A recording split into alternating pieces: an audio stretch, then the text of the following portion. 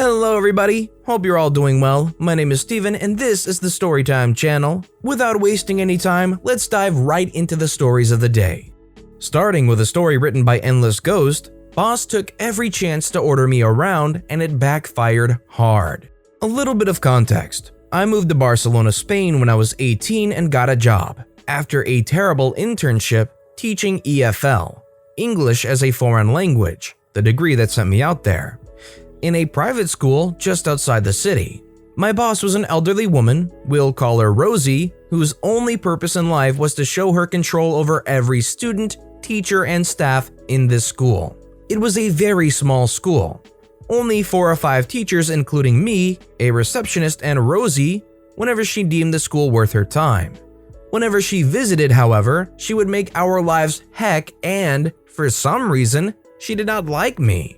I was the youngest out of every member of staff there, but because I was a 6-foot heavyset woman, I really did not look my age and acted with a level of professionalism that my age didn't matter anyway. Firstly, she demanded that I not tell any of my students my age and told me to lie because I was too young. Even after presenting my passport and ID at my interview, she only found out I was 18 after she hired me. Fine, fair enough.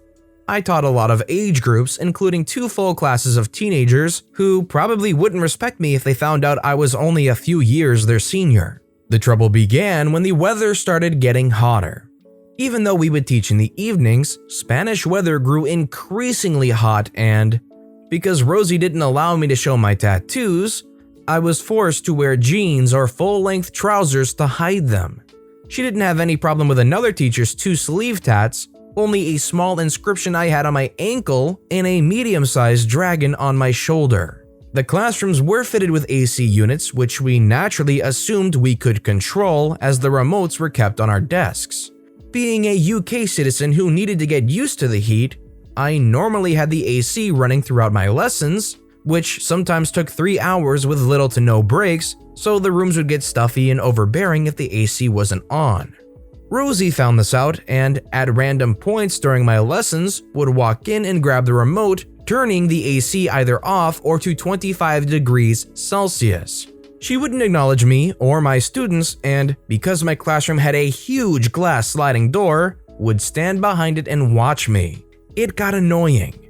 I was also never allowed to speak Spanish in my classes, only English. I was learning Spanish but was also the only monolingual teacher there, and Rosie shoved many beginner levels at me. But that problem ceased after a while when I began to understand more and more of what they were saying. Rosie then decided that my teaching method, which students would account was friendly and chilled out but would get the job done, wasn't following the syllabus. It was, I just found more creative ways to teach other than reading from a PowerPoint like the other teachers did, and demanded I simply read from the book. Fine, whatever, so that's what I did. My teenagers, who at this point I had grown a really close and amazing relationship with, knew exactly what was going on. I told them what was about to happen for the next couple of weeks and they agreed wholeheartedly. So I began. My students would arrive early or on time and immediately went about opening their books to the next chapter needed to be taught. The books were set out where you can read the information and have quiz questions on the next page to see how much you've learned. My students whizzed through these in record time, even the slower students only taking about half an hour to complete the full chapter, which would have been taught over the space of 1 week. When everyone was done and the questions were filled out correctly, I would then begin my normal teaching, incorporating games, quizzes, videos, and even songs into my lesson so the students could fully understand the material along with having fun at the same time. Needless to say, Rosie was pissed. She asked me into her office and told me I wasn't listening to her and that I needed to use the book. She said she would be watching my next class to make sure the book was being used, and I agreed, leaving her slightly confused. Next class, the students came in, completed their mandatory book work, and I continued my lesson, making sure the students knew everything that was being taught. I even, as a petty revenge, got them to sit a test I had written about the last month's worth of material and went through the answers in class. Rosie was gobsmacked when almost every student got 90% and up. Rosie always tried to undermine my teaching methods even after that, but when the report cards came in and she saw my class had gone from an intermediate English level to advanced in a matter of months, they had been intermediate for the last 2 years studying at the school, she never questioned my methods again.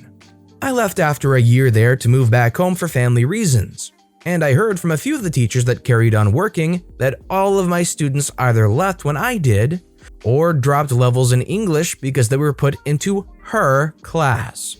My last petty revenge before I left was to let every single one of my students know I was only 19, leaving my teenagers shocked and amazed I had kept it a secret for so long. They immediately added me on Instagram and keep checking in to see how I am, even 4 years down the line.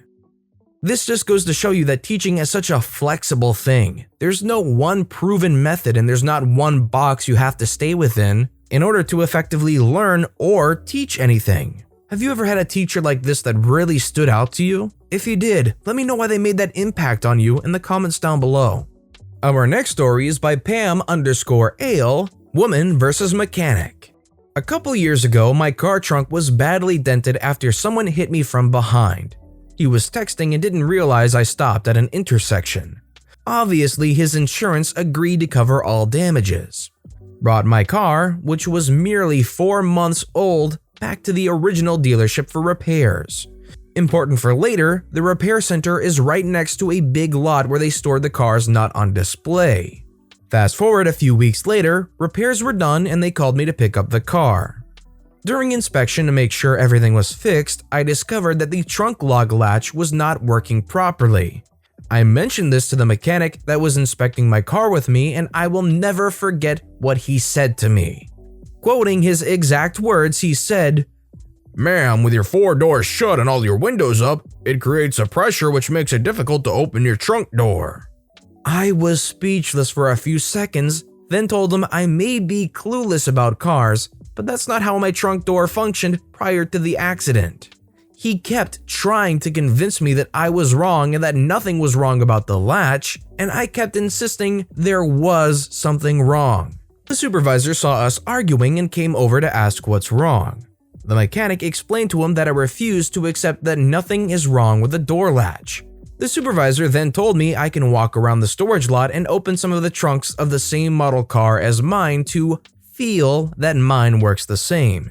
He then asked the mechanic to walk with me and added, "As a matter of fact, she can pop open every trunk." Malicious compliance ensues.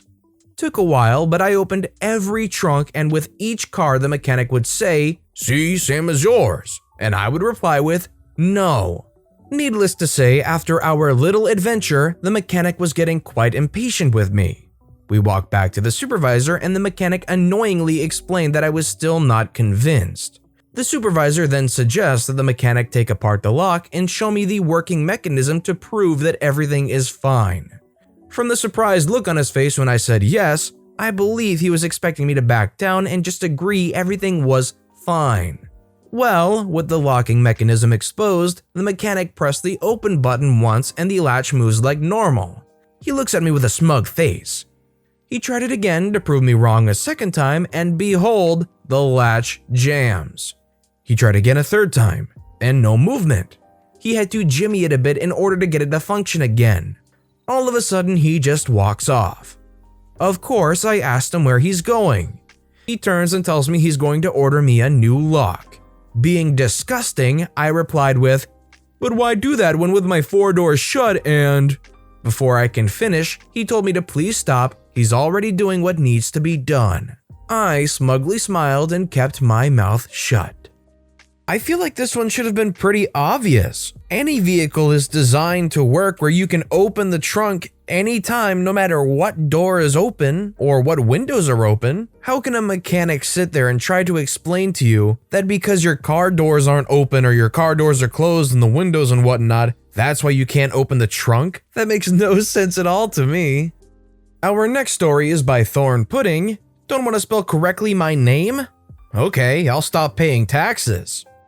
So this one dates back from years ago when you would fill your income statement manually, like with a pen on a form.